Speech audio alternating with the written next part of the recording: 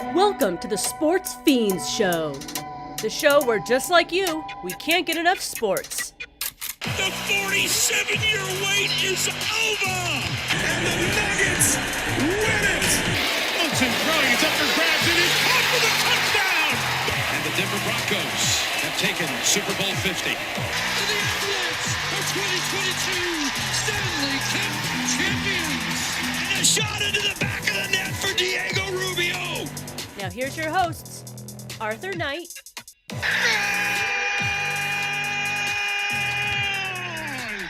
1-0 Rapids. They are champions. Yo, what's good in the hood? Welcome to the Sportz Phenz Show. I am Arthur Knight, and with me is my very good friend, Michael Illy Wharton. Yo. We are coming to you live from 4300 West Alameda in Denver, Colorado. Stop on by at So High Cafe and Taqueria and Barbecue. Make sure you say what's up to Vinny. Tell him that the Sportz Phenz sent you. Come on by, get you some brisket, get you some. Do you got beans today, Vinny? I do have beans today. My man. Oh, man. That's music to Mike's ears because he was asking. Now it's going down. Yeah. It's going down it's now. Happening. It's Mike's getting a slab of ribs, some beans. It's going down at the Wharton house tonight. It sure I may have to make an appearance. Make sure y'all call ahead, man. Vinny's got a lot of things cooking up. Make sure you get some tacos, some what he's got, asada, chicken tacos. There's all kinds of stuff. Call ahead. Barbacoa. 303-807-0151. That's 303-807-0151. Or check them out at sohighcafe.com.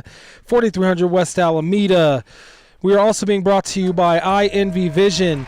iEnvy Vision is devoted to offering affordable and fashionable eyewear. iEnvy Vision is your eye care advocates. Their goal is to provide all with the education and awareness needed to make an informed decision about your vision and health. They are located off of Alameda and Buckley in Aurora, Colorado. So you might want to call today, 720-762-4290, or book online at ienvyvision.com. They take most medical insurance and Medicaid. So call or book today at 720-762-4290 or ienvyvision.com. That's 720-762-4290 or ienvyvision.com. iEnvyVision, we see you. All right, man. So a lot to get to, Mike. First of all, how was your week, man? You feeling good? Yeah, wasn't too bad. Good, man. We got Mark set up in the chat. Mike. What's going down, Mark? Big ups to Mark. Mark always helps us out with the show, man. Big fan of the show. Watches us every week. I've had a pretty eventful week, man. I'm getting my last week. I got promoted at work. So I'm doing my last 2 weeks is at my old site. Following week is going to be at my new site, and then I'll be in and out of town, and Mike will be covering a little bit, Mark will be covering a little bit, and if you guys remember Ryan will be coming in. Mike eats the best pizza. Mike makes the best pizza. We've been making. I eat it too. Mike has been making pizza since we were in high school, and that's real talk. Like, he's been crafting pizzas since we were like young teenage adolescents. I got it down. Pat. Down pat. Sauce and everything. Makes everything from scratch. So yes, sir. Don't even try to compete because you're going to lose. That and hot sauces. Don't forget that. You can plug your hot sauce if you want. Oh, we do that. Every once in a while. Usually in about this time of year, I come out with a couple batches of the Angry Ostrich Sauce Company hot sauces, all peppers straight from the garden. So we make it do what it do. That's what's up. Yep. The Broncos also made it do what it do last week. Maybe not offensively, but they did win the game. They are off to a fast start. The Broncos are. They are 1-0. They did beat up on a team that's building. I don't want to say rebuilding because the Titans haven't been good in a while. So it's not like they're rebuilding. They're just building. Their quarterback, their number one overall pick, did look good, man. Even against the Denver Broncos defense, he did look good. But the Denver Broncos offense didn't look great. No, they weren't. They didn't look bad. They weren't bad. Yeah. But it wasn't dialed in yet. I don't know. As the kids would say right now, it's a bit 6'7". Yeah. It's Yeah. just meh. Haven't heard that one. It's a little. That's what my daughters taught me the other day. They were mid. Mid. Yeah. Yeah. That's all right. Yeah, my daughter kept saying 6'7" the other day, and I was like, what the hell does that mean? And that's basically what it means. It means it's like it's 6'7". The kids nowadays think they came up with the word mid, but we've been using mid since a long time. Since before you were a thought in your parents' minds. Yes, sir. That's another. The podcast. 6'7" though, that's something new. I ain't never heard that before. Yeah, it's new to me. That's new. Yeah. But anyway, so, but yeah, the Denver Broncos offense didn't look bad, but it didn't look. I likened it. I was watching the rest of the game. You guys watched it with me in the first half last week. I watched the second half at Mark's family's house, and I'm sitting there, and my first thought was, this is like some Tebow stuff. A little bit better than Tebow. A little bit better. Actually, a lot better. A lot better. Yeah. It's better. Yeah. But it's still like watching those games. It's like the first 3 quarters is just like, oh, my God. How long is this game? And then you get one flashy touchdown. Yeah. And that's it. A little bit might rest on the shoulders of our coach, you think? A lot of it rests on the coach, man. I was saying it during the game last week. You cannot – he had Bo Nix coming up to the line of scrimmage with 6 to 7 seconds left in the play clock. Yep. How are you supposed to do any checks? How are you supposed to do any motions? How are you supposed to do anything with that much time? Especially assuming that at this point, his second season in the league, Bo Nix, and if Sean Payton's planning on dialing up this his game plan for the offense, and maybe make it a little more complicated, trying to expand Bo's repertoire out there, you gotta make sure that you get those calls in. You can't you can't be getting stupid penalties like that, Or throwing 2 interceptions. Now, I can't blame Coach on him throwing 2 interceptions. Those were bad throws. Yeah. They were bad decisions. But what you can pin on Bo with making those bad decisions is he didn't have enough time to read the defense when he walked up to the line. Yeah. When you're rushed and you're panicked in every moment and every second of the play clock, man, how are you supposed to be able to dial in and breathe and be able to get in a rhythm? You can't. That's fair. You can't. You can't get into a rhythm. That's fair. So, yeah, I would say it doesn't rest solely upon the coach or solely upon Bo Nix, but the two of them need to come together and figure out some sort of way to run this. One thing that's still pissing me off totally about Coach Payton is that he's not running the ball consistently. Why would they build up their running back room like they did in the offseason if they weren't planning on right out of the gate trying to use that run game, man? They had like 20 passes in the first half and only like 10 runs or 11, 12 runs. Something crazy like that. That's lopsided. To be fair, they did start to use it a little bit in the second half, and it looked pretty good. And there was a couple of nice. R.J. Harvey had a 50-yard run. 50-yard run. And then in the same drive, J.K. Dobbins with the 19 or 20-yard touchdown run. Finished it off. Yep. Yeah. See, and so when they were utilizing the run, it was clearly making a difference, and that's kind of when the game was. I mean, the game was in the bag already, but it See, the problem with the way they did it last game is against a better team. Like this week, Indianapolis is going to be like today. Indianapolis has got a better defense. They're a better team. They're a better offense.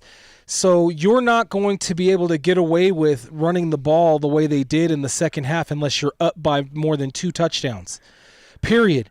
You are going to have to establish the run in the first and second quarter, and you need your running backs to gash for 4 to 5 yards. That's how he did it in New Orleans. Yeah. You know what I'm saying? Like, he had running backs that could gash for 5, 6, 7, 8 yards on a carry in this offense, and that allowed that offense to be able to pass the ball all over the yard. You had to pick your poison when you had to play the Saints during that time. There was no way that you could shut down every single facet of their offense. If you shut down one piece, they go to another piece, so on and so forth. I'm not sure the Broncos are there yet. I'm not sure that they're there yet, but I I was certain going into this because, I mean, obviously I picked them to win 13 games, right? Yeah. That was a homer decision on my part. You were the only one that was practical with 11, Yeah. and that still might be stretching it at this moment. That's just because I said they're going to beat the Raiders twice. Because I don't pick the Raiders ever. And the Raiders, ever. without their tight end, might look a little different today. Yeah. Or tomorrow, whenever they play. That's a big piece of their offense gone. So, but, they didn't have that piece in Seattle when because they constructed basically the same team from Seattle to here on offense for the most part. Yeah. So they didn't have that tight end there. So we'll see what happens with that. But to your point, to a certain extent, we weren't expecting the Raiders to be as good as they came out being last week. This is going to be a dogfight in this AFC West. Yes. And this offense is going to have to play better. Now, much better. And to be honest with you, so the Titans aren't good. right? The Broncos, they got the dub. They got the 1-0 record. That's the only stat that really matters, Right. But it 1 or 1 it million, right? still doesn't feel right, with Coach Payton, shaking on the sideline, looked like he had too many lattes, and just almost looked like it was like chaos on the sideline on the offensive side, Yeah. And then even with a dominating performance by the defense, 6 sacks, 6 different players got a sack each. Should have had a safety. That could have been a little bit more harrowing if you take into account that Tennessee shot themselves in the foot. They had 133 total yards of offense, and they had 13 penalties for 131 yards. And then in the second quarter, on top of that, and I don't mean to cut you off, but on top of that, in the second quarter, their coach is calling in plays to pass the ball against this defense instead of running out the clock on the Broncos. But I'm sorry, finish your point. That's compounded, though. But, with that, 131 penalty yards is absolutely insane, and that's a gift to the Broncos. And they had as many penalty yards as they had total yards. As uneasy as I am about that win, without those penalties, that could have been a much scarier game than it should have been. It already was a scarier game than it should have been. Don't have the best feeling, but maybe they've kind of exercised the demons, got some anxiety out that week 1, Right. And I don't know. We'll see what happens this week, against Danny Dimes. We really, really, really got to hope that the coach – it's going to start with Coach Payton. It's going to start there. If he comes out and just pounds the ball, just does a ground and pound in the first and second quarter of this game, I think the Broncos win this game. Oh, yeah. They win this game hands down. Even if they're only getting 3.5 yards per carry from their running backs, I still think the Broncos win this game, because if you're getting 3.5 yards on first and second down, that's third and short. Yeah. Every single time. And that is a run and pass. And, that gives Coach Payton his quote-unquote RPOs that he loves so much to talk about and utilize. I've been hearing on the radio all week. They were like, just run some R's. You don't need the P's. Not as much P. Yeah, just a little more R. Let's run some R. Well, and I think maybe in years past, or like last season especially, like maybe Peyton's reluctance to run the ball is because he didn't trust his running backs. Yeah. And anytime he did try to utilize that run game and it didn't produce or bad things happened, he got scared to do that. Maybe after week 1, when he's seen his 2 main backs get 2 huge runs, that might instill a little bit of confidence in him to kind of stick to that run game a little bit more. Yeah. To set up the passing game instead of forcing the passing game. I hope you're right, my friend, because if this defense, as mundane as that defense was in the Titans, they're not bad defense. They actually played pretty good. The Broncos' offense is better. You can visibly see that the Broncos' offense is better. But even with that said, if defenses can pin their ears back and only focus on one side of the ball on your team, all they have to do is focus on the passing game. They don't have to – they can line up 4 and a linebacker in the box, and that can stop your run game. You're not going to move the ball. You're not going to score very many points. Now, to that point – the Denver Broncos did score in every quarter of that game. Yep. I mean, some were field goals, but they did score in every quarter of the game. They haven't done that in a long time, Now, I would like to see touchdowns scored in every quarter as opposed to, field goal, touchdown. Because that makes for just a very boring game. And I like watching teams that can run the ball. I like watching teams that could get a good pass play, big chunk pass plays off of the play action.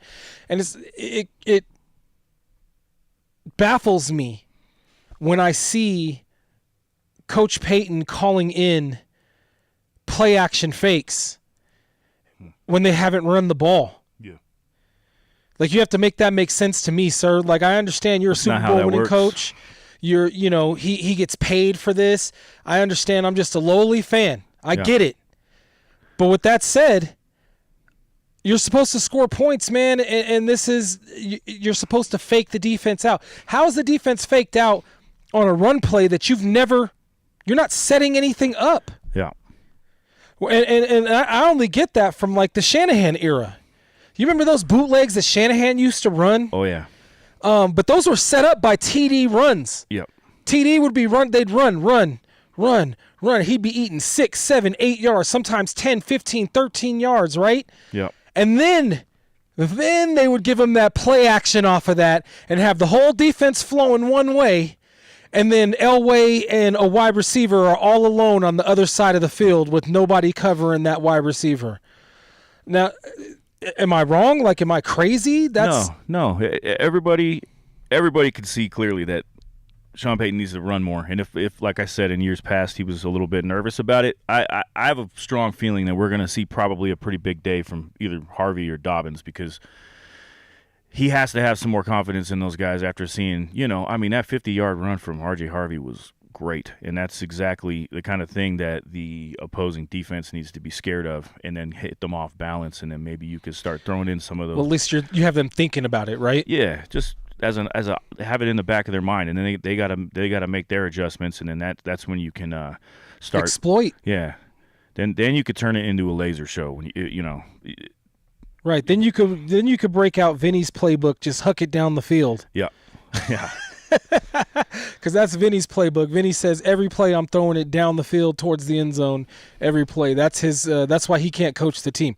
But you look at it this way. So R.J. Harvey last week rushed 6 times for 70 yards, but 50 of that was on one carry. Yeah.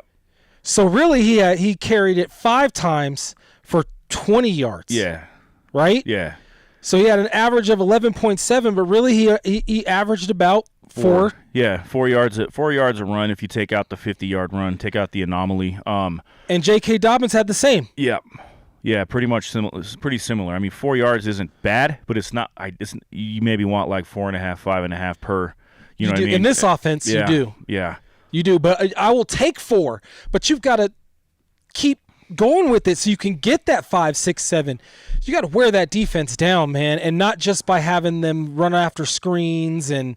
That's one way. There's more than one way to wear a defense down, and you want to still do that. Do what your offense does. Throw those screens, throw those bubble screens, and all of those things that your offense is built on. But you also have to be able to pound the football between, in the A and the B gap in order to keep a defense honest. And if you can't keep a defense honest, they're going to pin their ears back, and Bo Nix is going to have a long day. He's going to throw 2 interceptions. He's only going to have 176 yards. You threw it 40 times and only got 176 yards out of that. Yeah. Because he only completed 25 of them. 25 or 40 is a little wild, man. 40 pass attempts is too many. They need to drop that number a little bit. It's ridiculous. Up those run attempts. A 2, 3, 4 yard gain on a couple of runs isn't bad. You know what I mean? Come on, man. 40 attempts on a pass. 40 is too many. And 21, 22 runs total. Yeah. And if you don't, got to make some of you got to drag some of these drives out. Give the defense a chance to rest. Exactly. You know what I mean? They're three and out, or trying to keep them off the field. You can't wear them. Speaking about wearing down a defense, you wear out your own defense. Right, playing which ball is like that. A lot of what they did last year and the year before. Yeah, especially the year before when they had Wilson at the helm. The defense was worn out in the halfway through the third quarter. You don't want that. You really don't want that. And I think any even basic football fan understands that. You really do want to utilize your backs in the first quarter to set up your run and set up your play actions. And then once you have the lead, you want to utilize your running backs to maintain the clock and keep the lead. What's the best way to stop any opposing quarterback, but especially great quarterbacks like Mahomes? What's the best way to stop them if you can't stop them on your defense? Keep them off the field. Yeah. If you can keep them off the field by your run game and wearing out the clock, staying ahead of them, and that's speaking of staying ahead, I think that's what Coach Payton, I think that's what catches him up so much, is he has his schedule. Yeah. Right? He has like OCD. Reminds me of myself a little bit and my youngest daughter. We both have OCD. If we break away from our schedule in any way, shape, or form, we get frustrated and probably do things that we shouldn't do. And that's what he does. He gets frustrated when he gets if the first run play doesn't get 5 yards, it only gets 2 yards or 3 yards. He's like, oh no, now we're behind the sticks. Yeah. Now I got to call a play that gets us 10 yards, and we got to get this first down on this play. And it's like, no. Run game aside, I wonder how much Peyton had to adjust mid-game due to Ingram going out with the calf injury because, that was kind of like his secret weapon or whatever he was calling the Joker. I think that he was intending that to be Ingram, and he probably had a whole game plan to utilize Ingram, and then Ingram's now out. But Ingram didn't go out until the late in the third quarter, and they didn't utilize him. And the only reason why I know this is because I have him on my fantasy or had him on my fantasy team. Man. So they didn't throw a pass to him until the third quarter. They threw to Kroll, and they threw to what was the other tight end? What is that boy's name? Troutman. Yeah. They threw one pass to each of them. He did throw 3 to Ingram for 21 yards, but he was only targeted 4, and they were all in the second quarter or in the second half of the game. The first 2 throws to a tight end went to Troutman and Kroll. He wasn't even on the field, or if he was on the field, he wasn't targeted. And there was 3 targets to both of those tight ends as well. So it's like they didn't even utilize him. So was he already? No. Was he already feeling sore or something? He might have. They might. Yeah. It might have been a conscious decision. If you want to give him the benefit of the doubt, and I'm willing to do that, maybe he was already he had the tightness in the calf, and they don't play him. I hope not, man. Just don't play him in that instance. That's what I would think. Already, I remember a few weeks ago talking with you. Already, one of my worst fears has come true. Was the injury-prone Ingram and Dre Greenlaw, and here we are. They're both injured. One hasn't even played a game yet, which there's only been one, so let's give him that. But he didn't play the preseason either, right? And Ingram did play in the preseason and played in the first game, injured in the first game. The only bright spot, I should say the 2 biggest bright spots, because Dobbins has played fairly well. He played fairly well in the last game. I mean, he did have the majority of the carries in 16 carries. He got a touchdown. He got the touchdown. Yeah. But to me, that was Harvey's touchdown. I mean, Harvey had the 50-yard run, and then they handed it off to Dobbins for the 20-yard run. Yeah. I mean, and that's my fantasy football brain. Even though I have Dobbins and I'll take that touchdown, I don't have Harvey. He's on another team. But anyway. Do you want to see more from Sutton? I think we should see more from Sutton. I feel like 6 receptions, 61 yards doesn't seem like that's any sort of spectacular jump. That was off on the 9 page. targets, though, so he missed 3 of those, and a couple of them were missed passes. And he's not going to be necessarily he'll get those big 50-50 balls and down the field, and he'll definitely be targeted for touchdown passes. But he's not really a yards after the catch kind of guy. So sometimes the numbers won't do him justice. You know what I mean? I do. And here's the thing, Mike. Here's the thing. So we need to see more out of the wide receiver room, period. Yeah. Period. Not just Sutton. More out of Sutton, but more out of the wide receiver room, period. But the only way that the Broncos are going to see that, or we're going to see that as fans, is if this run game gets better. Yeah. Run game sets up the pass game. Everybody knows that. Here's the thing about getting better. This defense last year was a top 3 defense. I didn't think they could get better, okay? And they sure did. They got better.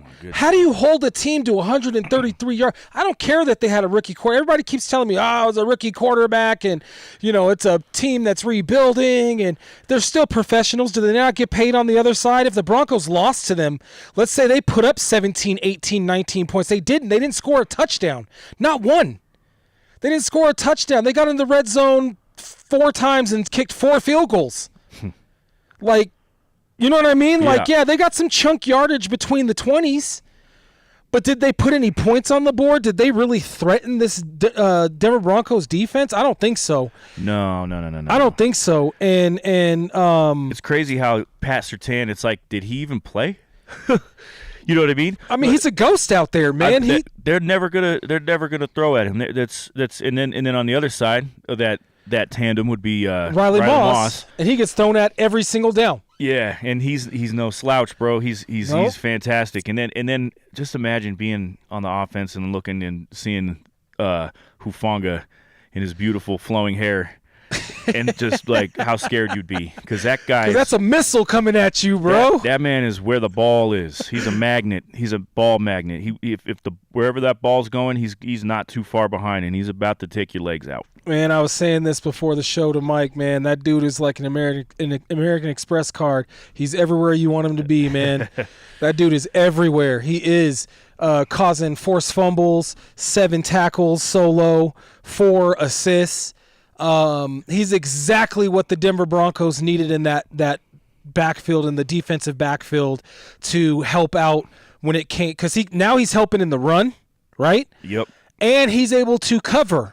Yep. He's a two-way strong safety that can help you out in both the backfield and stopping the run. He's coming up like a missile, like I said.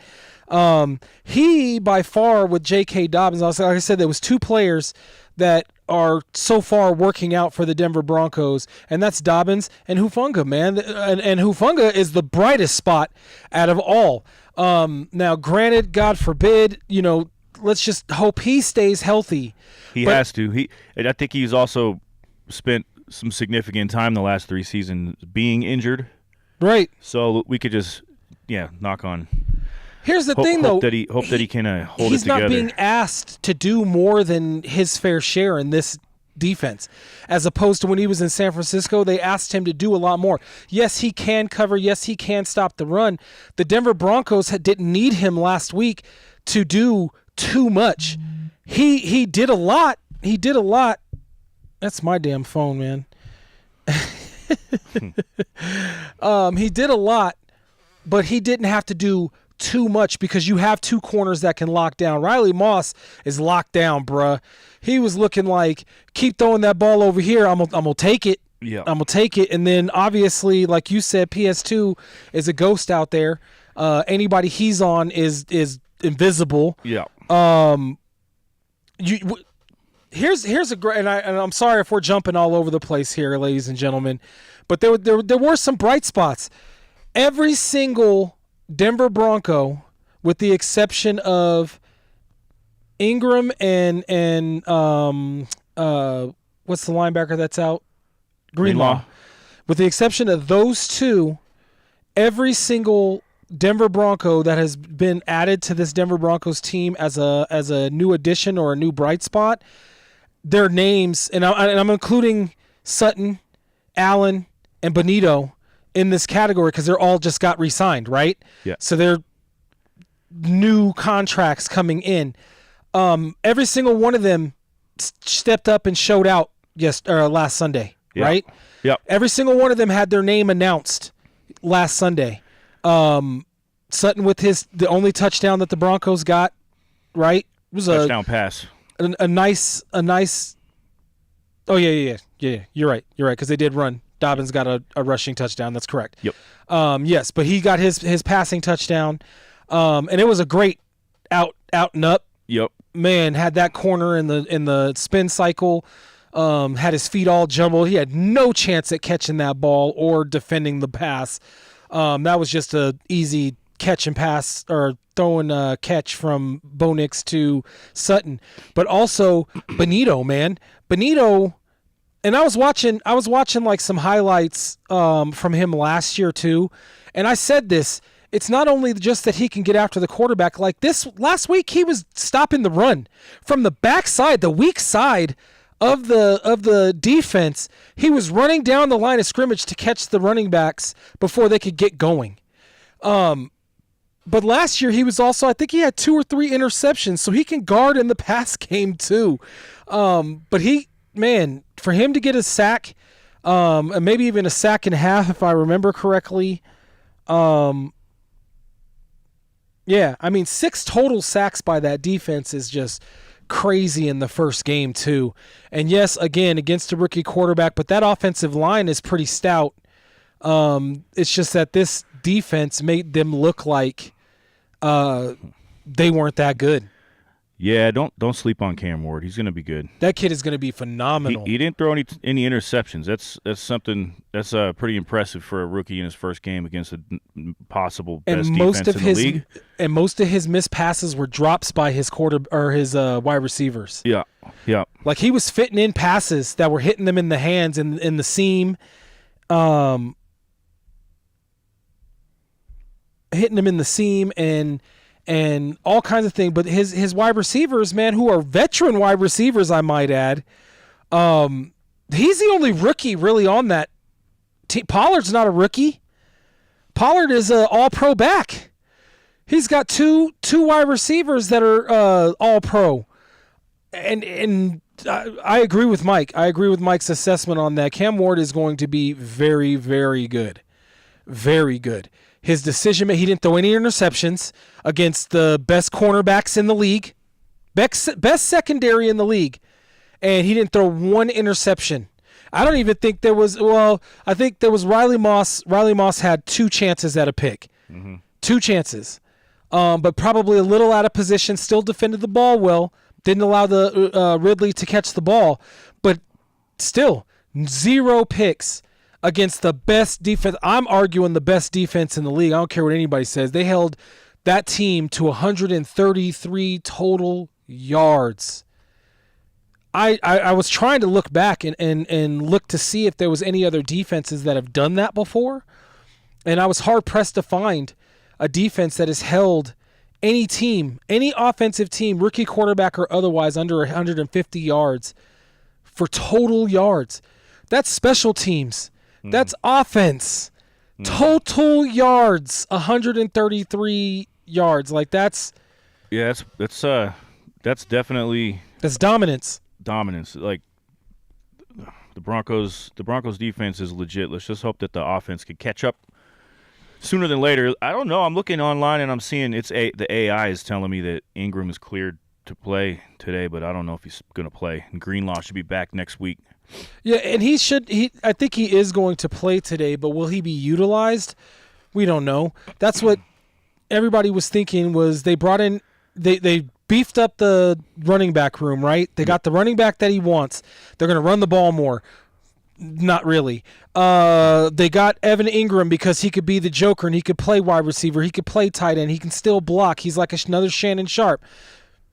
Not really.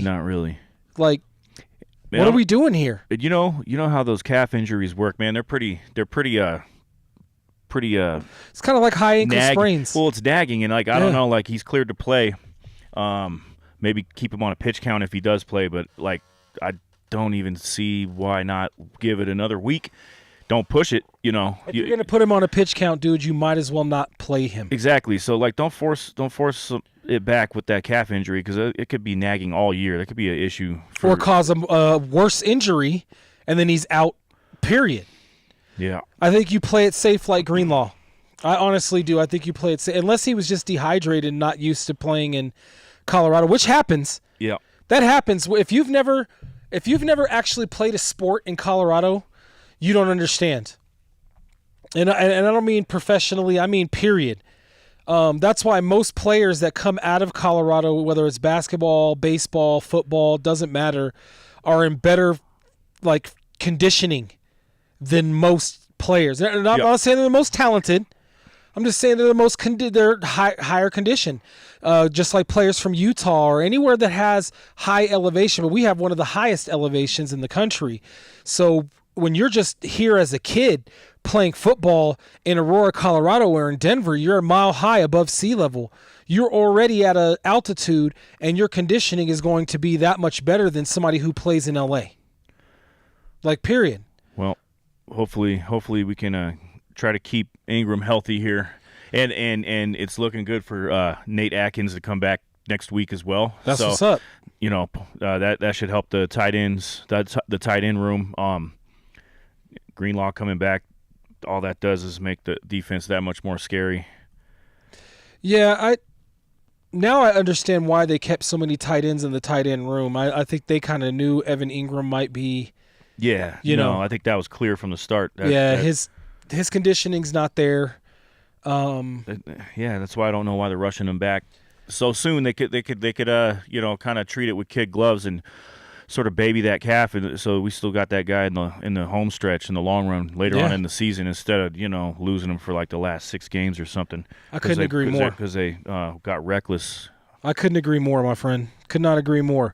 So last week, Danny Dimes dominated the Dolphins, man. 22 of 29. Bruh. 272 yards. Craziness. 1 touchdown pass and 2 rushing from Daniel Jones. He scored all of their points for the most part. I think they had 2 other running backs that scored running touchdowns, but he scored 3 touchdowns, 272 yards. Bruh. That's crazy. He was their complete offense. The fact he got two rushing touchdowns, and he's just one of those mobile quarterbacks that I think people he got cut last year. Isn't that what happened? Yeah, he got released. Yeah, he got released. Yeah. Maybe he was just in the wrong system. Nah, bruh, he scored all 3 of their touchdowns. Oh, he did? Yeah, and then they had some field goals. Oh, okay. He scored all 3. He scored a passing touchdown, and then he scored 2 rushing touchdowns. Well, I think talk about a invigorated or reinvigorated career, man. I can't remember how many drives he had, but they said he scored on every single drive that he was on the field. Well, because they did. They scored at least a field goal. And it's either it's never happened or it hasn't happened in a quarter century or something along those lines. Yeah, his QBR was 115. That's wild. 115, bro. Yeah, I gotta tell you what, the Dolphins are hot garbage. Garbo. They're hot Garbo this year, dude. And Mike McDaniels is on the hot seat. You know how they play the floor is lava. Well, Mike McDaniels' seat is lava right now. That man's in trouble. And I don't know if he's going to turn it around, especially because he's so tied to his quarterback. Who he does. He lives and dies. It's only a matter of time until Tua, unfortunately. They may have to go with Zach Wilson here soon, but there's been talks, or at least some rumors about them trading for Shador. But I mean, it's rumors. That's a risky undertaking for. Plus, what are you going to give? Yeah, exactly. For a coach on the hot seat. Yeah. Why would you take that on? That's a huge gamble for such an unknown. Plus, Zach Wilson is actually a viable quarterback. Zach Wilson is not bad. Dude's got a cannon. Yeah. He's not bad at all. Didn't he pick number 0? Quarterback number 0? That's the stupidest number ever.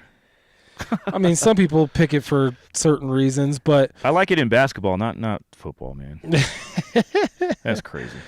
Well, I mean, Danny Dimes did that all by him. I mean, he only had I guess Tyler Warren and Pittman, that's receivers. So Jonathan Taylor had 18 rushes for 71 yards, 3.9. That's not much better than the Broncos did last week. Giddens, is that I might have massacred that. 12 for 41, 3.4. Not bad. 418 yards, man. Yeah. For someone that they were kind of wrote him off. Do you think Danny Dimes is going to come here and dime it up? They didn't even think he was going to be the starting quarterback for this team when he signed with Indianapolis. Nobody thought, including myself, I didn't think he was going to – I used to be a big fan of Daniel Jones when he was a New York Giant, man. I loved when they coined the phrase Danny Dimes because he can put the ball right on the spot, bro. Like, he's really, really good. Here's the thing. He's going to be under a lot more duress today. Yeah, it's not going to work out. It's not going to work out for him today. The Broncos defense is not the Miami Dolphins defense. Yes, the Miami Dolphins have a couple of players like Bradley Chubb that can get after the quarterback, but he had one solo tackle. No sack. No, excuse me. One sack. So he had one sack and one solo tackle, and that's it. But their defense allowed Danny to just run all over the field, throw it all over the place, man. He had almost 300 yards passing. What'd you say was his total yards? 418. 418 total yards. Yeah, that's a good game, man. That's a really good game. He's going to have a tougher... It's not happening this week, though. There's no way. He's going to have a tougher time. It's one half of the field is not available to him with PS2. Broncos had 6 sacks last week from 6 different players. Yep. And, that's got to be in your head. And taking any amount of sacks, but once that number starts to climb, man, you're going to start seeing ghosts. His game. And Cam Ward is a big guy. Yeah. He's a big guy, and he's got wheels. He can run. He's mobile. No. And we all know now that Danny Dimes is mobile. Yeah. He can get out of the pocket. He can use his legs and utilize them to make some plays, even score touchdowns. It's going to be a little bit different this week, buddy. Hopefully. Yeah. First of all, half the field's just taken out of the equation with PS2 out there. And then you only have a quarter of the field on the other side. You might be able to get a couple of passes on Riley Moss, but it's not going to be a field day. Yeah. And it's not going to be big plays. You're going to have to go to your third and fourth option. Can you go to your third and fourth? Let's see who their third and fourth options were. So Pittman's their first option because he had 6 receptions for 80 and targeted 8 times. Or Tyler Warren. You can go either one. They're 1A, 1B, right? Then they have Pierce and Taylor, who were both targeted 3 times. Taylor had 3 catches for 27. Alec Pierce had 1 catch for 36. Not bad. No. Not bad, but you're going to have to rely on those guys against this defense. Yep. Those guys are going to have a big day today if you think your offense is going to or your tight end is going to have a big day today, but that's what Hufanga's there for. Yeah, that's what it doesn't matter which way you try to chop it up. That's what Jones is there for, bruh. Got to worry about that heat-seeking missile out there. And then Stranad out there making a plea for him being the starting inside linebacker, man. Jonah Ellis too. Yeah, Stranad was quite good last week, and I like to see that. You know what I mean? It was a little rough at the beginning of the game. They were allowing a lot of 8 and 9 yard carries up the middle. Yeah. In the beginning of the game, I was getting worried because they were averaging like 7 to 9 yards in the first half. It was nipped in the bud in the second half because their averages in the second half to the Titans went way down. I think it was like 3.8 or 4.8 yards per carry. But in that first half, when I was looking at the stats, they were at like 7.8 or something like that. It was something outrageous. And then they put in Stranad, and all of a sudden their numbers went down. And it was almost like he's like, I'm making my point. I'm making my run. When you get an opportunity, man, when opportunity knocks, you better answer that door, right? And it seems like my guy is Coop, Jonah Ellis, everybody making a name for themselves on that defensive front, man. It's a bit weak with what's his name out for nose tackle, Malcolm Roach. With him being out, for the first few weeks on temporary IR, that put a hurt for the Broncos' middle of the defense and stopping the run. He was the number one run stopper. He's the one that pushes the center and the guards into the backfield to make it a 2-yard loss as opposed to a 3-yard gain with their running back. And that guy's not there right now. But the Broncos still figured out a way to put pieces together and make a stop. So do I think, to answer your question, do I think Danny Dimes is going to be diming it out on the Broncos? I don't think so. The Broncos have world-class corners. Not just on the ends, in the back too. Jones and Hufanga are serious, bro. You know, in the NFL's what have you done for me lately league, and so Daniel Jones has a good season opener. Mm-hmm. But I mean, to be honest with you, that I wouldn't be buying up that stock just quite yet. We'll see how he does this week, But it might have just been a case of just beating up on the Dolphins, man. Dolphins are falling apart. Yeah, but as long as they the Broncos ran the ball. What did I say? It was like 21, 22 times total. The Colts ran the ball 32, 34 times, right? And then Danny Dimes only had to throw 29 passes, completed 22 of them. That's what you want that's me personally. That's what I want to see the Broncos doing. That's a little bit closer to kind of the game plan you're going to want to see. We'll see what. Yes. Hopefully Peyton's got a little bit of that run game sprinkled into his opening drive script. Now, to your point. If the Denver Broncos can stop the run and put it on Danny Dimes to win the game, the Broncos will win this game. He can't do that. That's not what Danny Dimes. Yes, he scored all of their points and then they scored 4 field goals, but they didn't put the game on him, and that was against a way weaker defense. If the Broncos make them one-dimensional like some teams are doing to the Broncos defense is going to have a feast and a field day. You might even see some INTs this week. It's only a matter of time till Riley Moss gets one of those, man. Snatches one of those up right out the air. Or the rookie, and they're on nickel and dime packages, man. Jade Barron. It's like they're not throwing towards him either. He's blanketing that middle of the field along with the safeties and the linebackers. Yep. My laptop just decided to restart right now. Hey, that's always good. Just decided it was going to update whether I wanted it to or not. It's a good thing I remember the rundown regardless and what we're going to talk about. But when it comes to this defense, I don't think Danny Dimes is going to be able to just throw it around the field. He's going to be under duress the entire day. The Broncos have at least 4 or 5 guys, not even just linebackers or edge rushers, that can get to you. Allen is a defensive lineman. He can get to you. You can be got. I don't think he's going to be able to just get outside the box and run like he did against Miami. This is not the same team. The Denver Broncos are going to have a field day if they can slow down their run. That's the biggest thing for me. Is Jonathan Taylor is an all-pro. What am I trying to think of? What's that other all-star game that they do that nobody gives a damn about? What'd you say? He's an all-pro. Jonathan Taylor's an all-pro, but he's Pro Bowl. Pro Bowl. He's a Pro Bowl running back. So if they can get their offensive line to open some gaps and the Broncos allow 4 or 5 yard carries, the Broncos are going to have a long day, especially if the offense doesn't come up and control the clock and run the ball themselves and keep the Indianapolis Colts offense off the field. That's the best way you can beat a quarterback like Danny Dimes, is keep him off the field. Don't allow him a lot of time to operate. If he's under pressure and under duress, not just by the plays that are the players coming at him, but the time clock duress. He's down 2 scores, and now he knows he has to throw the ball, and he's going to start making some tight throws. He's going to start throwing at PS2, thinking, hey, I've got to make something happen, right? He's going to start making a mistake and throwing that side of the field. And that pressure will make you make mistakes. It will. It really will. And I think he's going to make some mistakes today.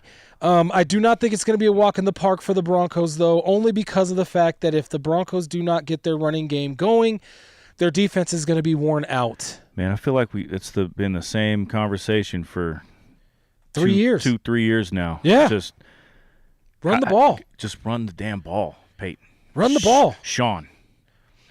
Please. We're talking to you, sir. Yes. I know you're watching. Run the ball. I don't care if it's even you're like doing pitches, you're doing these lobs. I don't care. Man, I don't care, man. Just please run the ball. Just run it.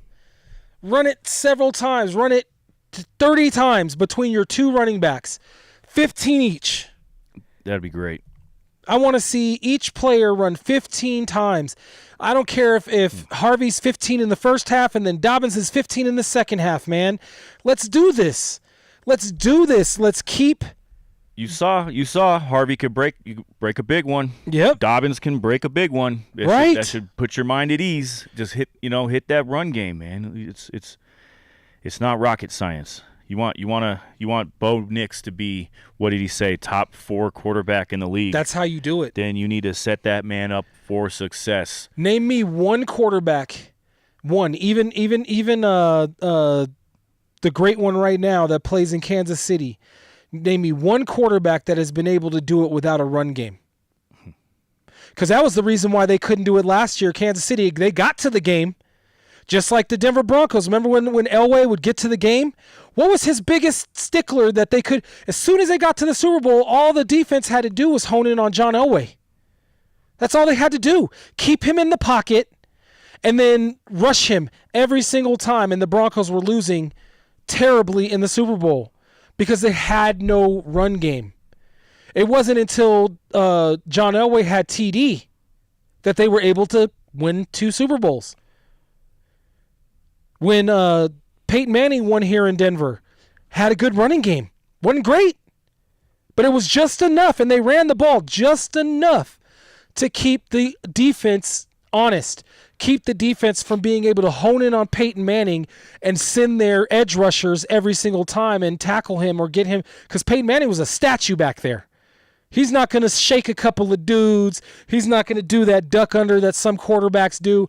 As soon as he feels somebody touching him, he's going to just lay down. The sooner that Sean Payton realizes that Bo Nix isn't Drew Brees, the better. The better. He's just not the same guy. You gotta set him up for success. And honestly, if at this point early in Bo Nix's career, we need to dial back the playbook a little bit, keep it a little bit more friendly and tailored to Bo Nix, and only give him what exactly he can handle.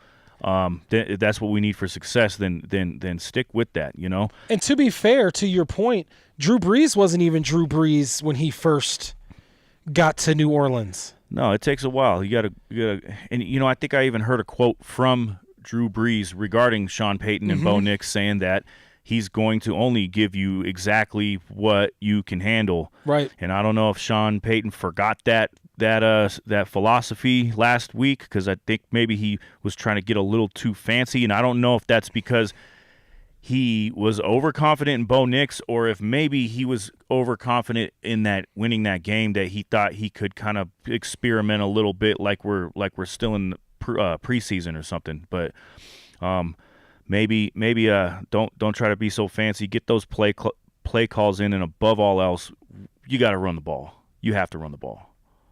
You do, man. You do, and not just run the ball, but run the ball effectively.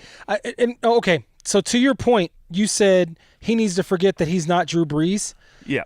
He also needs to forget that J.K. Dobbins, that J.K. Dobbins and Harvey are not Javonte?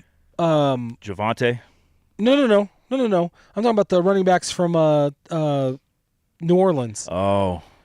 Why can't I? Man, I'm drawing a blank on both of their names too right now. From the Super Bowl years. Mm-hmm. God, he had all pro. One of them still plays in New Orleans right now, and I don't know why I'm drawing a complete blank on his name right now. What is going on?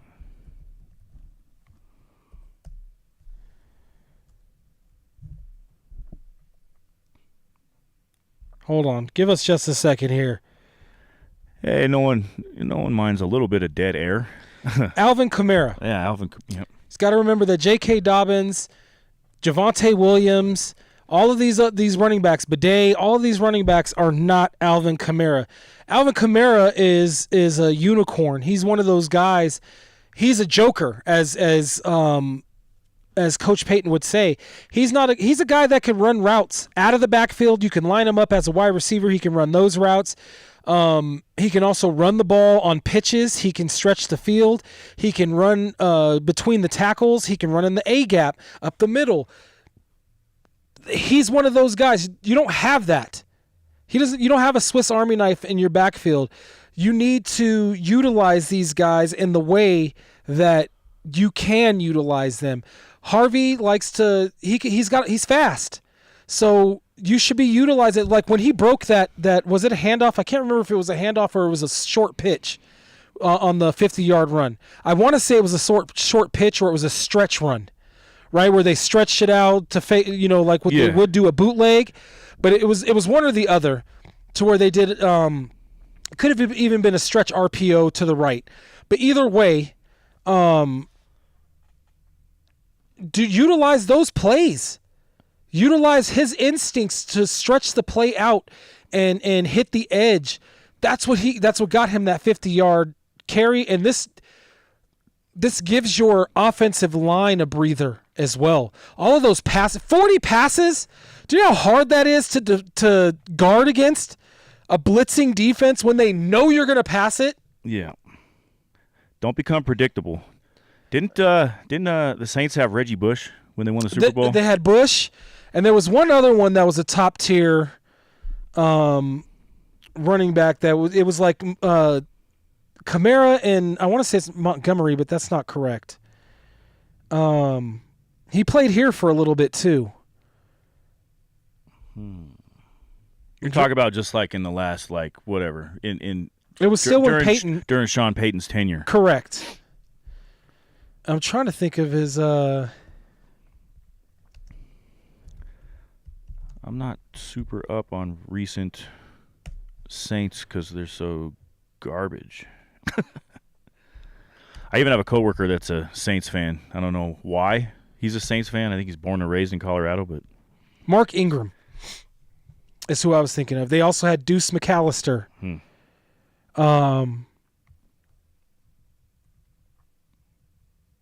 But yeah, anyway, he's got to remember that he doesn't have those running backs, because Mark Ingram was a number 1 or number 2, is a top 5 pick. So is Kamara. I can't remember what Deuce McAllister was, but he doesn't have those running backs. He has good ones. Serviceable for sure, serviceable. And Dobbins, before he had his injury history with the Chargers, was on pace to becoming an all-pro Pro Bowler, right? He was on pace to be that. He was getting 1,000-yard games or years, etc. It was just he has an injury history, and now he's not as fast, as quick, as maneuverable as he used to be, but he can still get you a 20-yard touchdown run. Let's just have a little bit more faith in our guys, though. You know what I mean? I mean, Harvey's he's a rookie. Yeah. He already looks quite promising. Yeah. Dobbins, vet, obviously a good running back. He had a good game last week. Let's just try to stick to that. Give these guys a chance. But don't count on the first touchdown being a running touchdown. Real quick before we get out of here, hit the road. Yes. I got a quick 2 minutes of. We got 2 minutes. No. We're not gonna do that this week. Okay. So I know you're not really a betting man, and I'm not a huge bettor either. But last week I put some money down on Cortland Sutton to get the first touchdown, and Nice. I won $50. So Nice. How much did you put down? $10. Okay. So should I throw another 10 spot on Cortland Sutton to get the first touchdown? Ooh. I actually disagree with you. I think that the first touchdown this week is going to be running. Really? I do. So for some reason, I think it's actually going to be Harvey. Okay. And it might even be a long run, like a 35-yard run. Okay. You could split the money between a Harvey and a Sutton, and then that way, you know what I'm saying? There you go. One wins, one doesn't. You still don't I lose got all your money. $250 on the bomb. $250 on the bomb. I told you. Yep. Vinny, tell him what your favorite play is. The bomb. Vinny's like, I'm hiking that ball and I'm throwing it down towards the end zone every time. I don't care where we're at on the field. It's a good play. It's a real good get play. A bunch of runners that can run sub-9. He reminds me, that's what the Raiders owner used to do, right? He would get sprinters as wide receivers. You had to be a track star to be a Raiders wide receiver, because he would just want his quarterbacks to drop back and just huck it down the field, man, and it would work. If Vinny was a coach, his playbook would be Hail Mary, prevent defense. Yeah. Yeah, totally. I'm down. I mean, that's exactly it. That's the whole playbook. It's one on each side of the paper. That's it. Defense, offense. It's on like a note card. It's not even on like a, it's just a simple. It's on a sticky note. He's got a post-it. You've got 3 tries. He goes, which play should I run now? Huck it. Bomb. Yeah. Just throw it down the field. What are you thinking, Coach? Huck it. Bomb. All right, Coach, we're losing. What defense? Prevent. Play back. I never used to like that term, the prevent defense, because isn't every defense prevent? You're trying to prevent something. Trying in there. I mean, every defense is prevent defense. Yeah. Anyway, I digress. I don't want to go down that rabbit hole because we're out of time. But we're going to have this special time for the next couple of weeks, starting at noon, so that we can watch the Broncos games. We're like us. I say almost every show, we're fans just like you. This is a fan's perspective. We're not analysts. We're not, I'm no expert, and I'm not attempting to be. I'm just a fan, and I actually am knowledgeable of the games that I talk about. In a couple of weeks, we're going to have some basketball coming up, some hockey. I know there's a couple of good fight cards coming up. Yep, that we're going to talk about. So we'll see y'all at noon next week. Don't forget to like and download the podcast on YouTube at Sportz Phenz. Follow us on all your social media at Sportz Phenz, and we will see you next week at the special time at noon. We hope you have a good week, and God bless. Peace. Adios. Mark says he's with Vinny on the bombs. Thanks, buddy. Just throw it downfield. Yeah. Go Broncos. Huck it. Chuck it. Football. Did you ever see that?